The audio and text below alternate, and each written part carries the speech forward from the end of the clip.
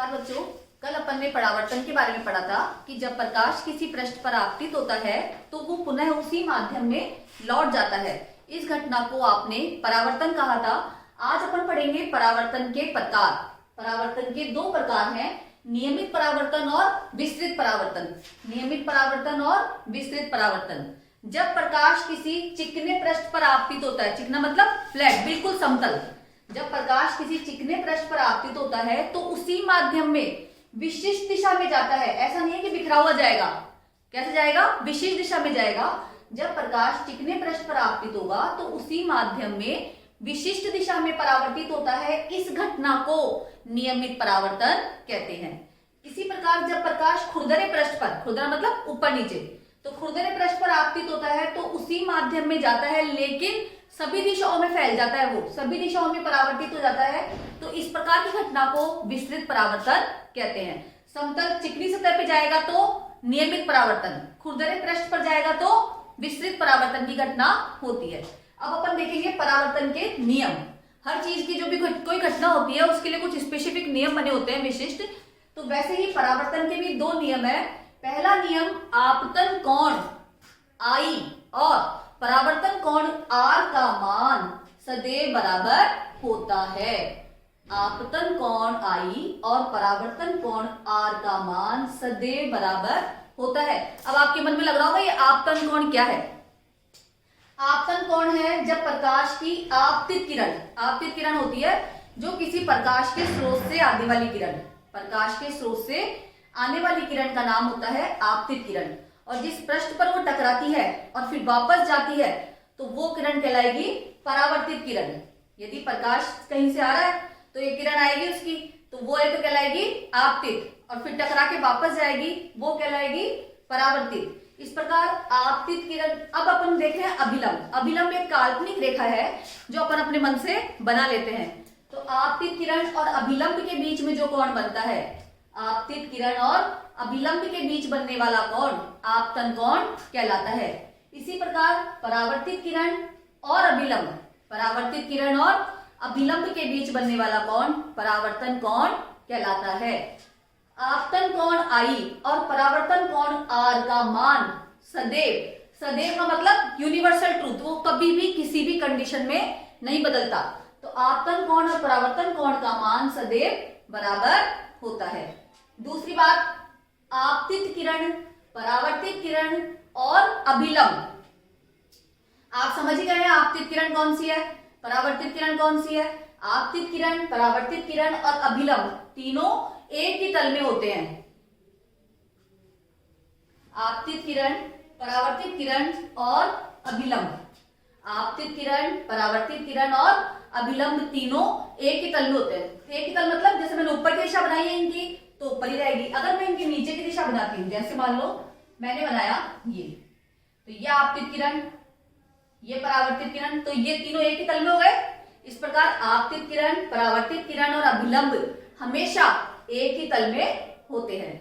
ये परावर्तन का दूसरा नियम है। तो परावर्तन के दो नियम आपके दिमाग में बैठ जाने चाहिए कि आपतन कोण I और परावर्तन कोण R का मान सदैव बराबर होता है। आपतित किरण, परावर्तित किरण और अभिलंब तीनों एक ही तल में होते हैं। अब आपको कहें कि I, मतलब आपके क्वेश्चन आता है कि इस I कोण का मान इस पूरे का 90 डिग्री है, तो I का मान कितना होगा? तो I का मान आपको निकालना पड़ेगा। इसी प्रकार थोड़ा समझो दूसरा, ये माना कि I का मान 30 दे रखा है। I का मान कितना दे रखा है? 30। तो आपको पता होना चाहिए कि R का मान भी कितना आएगा? 30, क्योंकि आपने बोला कि आपतित किरण और अभिलंब के बीच बनने वाले आपतन कोण का मान और परावर्तन कोण का मान हमेशा बराबर है। तो आपतन कोण यदि 30 है तो परावर्तन कोण भी 30 ही होगा। समझ में आया? अब इसके आगे अपन देखेंगे दर्पण। दर्पण क्या है? दर्पण कल मैंने बताया था आपको, एक चिकनी और चमकीली सतह है जो प्रकाश को परावर्तित कर दे, वापस उसी माध्यम में लौटा दे। तो दर्पण के ये परिभाषा अपन कल पढ़ चुके हैं। अब अपन पढ़ेंगे दर्पण के प्रकार। दर्पण के दो प्रकार है, समतल और गोलीय। समतल और गोलीय। समतल दर्पण, ऐसा दर्पण जिसका परावर्तक पृष्ठ समतल हो। ऐसा दर्पण जिसका परावर्तक पृष्ठ समतल हो, समतल दर्पण कहलाता है। बस एक परिभाषा आपको दिमाग में रखनी है कि जिसका जो परावर्तक पृष्ठ है वो समतल हो तो वो दर्पण समतल दर्पण कहलाएगा, और ऐसा दर्पण जिसका परावर्तक पृष्ठ गोलीय हो, ऐसा दर्पण जिसका परावर्तक पृष्ठ गोलीय हो उसे गोलीय दर्पण कहेंगे।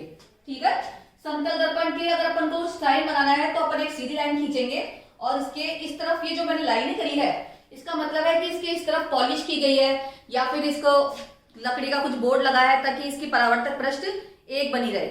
ठीक है, इसी प्रकार अब गोलीय दर्पण के भी दो प्रकार है। गोलीय दर्पण की परिभाषा आपके दिमाग में है कि ऐसा दर्पण जिसका परावर्तक पृष्ठ गोलीय हो, गोलीय दर्पण कहलाता है। गोलीय दर्पण के दो प्रकार है, अवतल दर्पण और उत्तल दर्पण। अवतल दर्पण ऐसा गोलीय दर्पण, ध्यान सुनो, ऐसा गोलीय दर्पण जिसका परावर्तक पृष्ठ अंदर की ओर धंसा हुआ हो, ऐसा गोलीय दर्पण जिसका परावर्तक पृष्ठ अंदर की ओर धंसा हुआ हो वो कहलाएगा अवतल दर्पण। ऐसा दर्पण जिसका परावर्तक पृष्ठ अंदर की तरफ धंसा हुआ है, क्योंकि ये मान लो जो मैंने लाइनिंग करी है तो वो तो इसका पॉलिश करा हुआ भाग है और इसकी जो चमकीली सतह है वो ये इधर वाली है, तो परावर्तक पृष्ठ अंदर धंसा हुआ है इसका।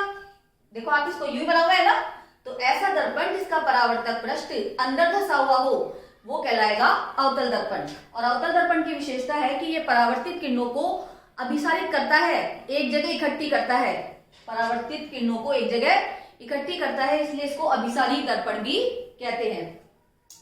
दूसरा गोलीय दर्पण है उत्तल दर्पण। कौन सा? उत्तल दर्पण।